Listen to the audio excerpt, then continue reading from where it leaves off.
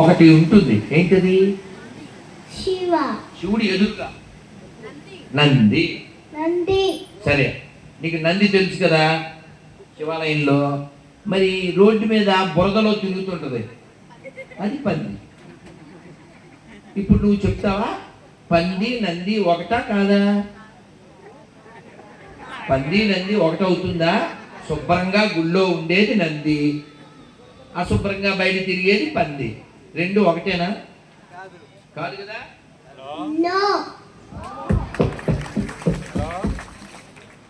అంటే ఏం చెప్తుంది మా Dhriti? Both are not same. అవునా? రైట్. ఇప్పుడు మీ అమ్మతో పాటు ఎప్పుడైనా షాపింగ్కి వెళ్ళావా?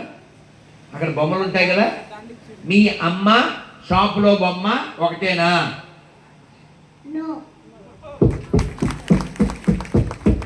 Both are not same. రెండు నిజాలు వచ్చినాయి. మరి తర్వాత నీకు ఎన్ని వేళ్ళు ఉన్నాయి చేతికి? ఎన్ని ఉన్నాయమ్మా? 5. అన్ని చూడు, అన్ని ఈక్వల్గా ఉన్నాయా?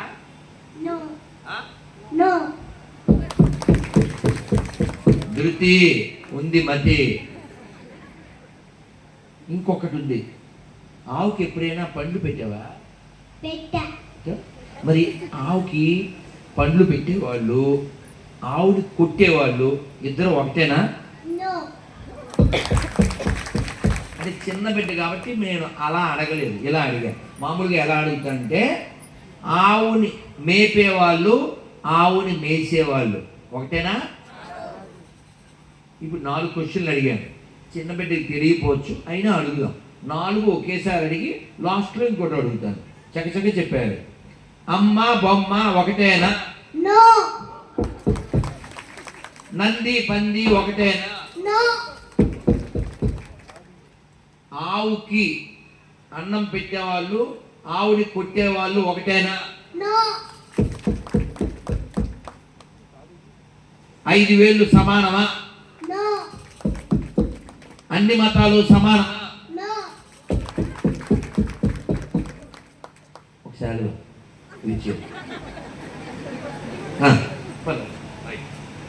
వారి యొక్క ఆశీస్సులు కూడా. భారత్ మాతాకి, భారత్ మాతాకి. అమ్మ ధృతి ఇంకో 15 ఏళ్ళు కాలం గడిచి 2040 వచ్చేసరికి మొత్తం దేశం అంతా తెలియాలి.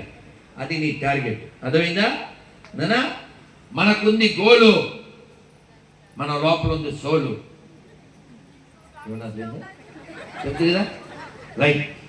శృతి కేక, శృతి చెప్తుంది శ్లోక. బాబు ఇప్పుడు అడిగితే అలాగా? ఇప్పుడు చప్పట్లు కొట్టేయండి అమ్మా. బాబు అందరి తల్లి అయికి వెళ్ళిపోవాలి. తల్లి రైట్. బాలవాక్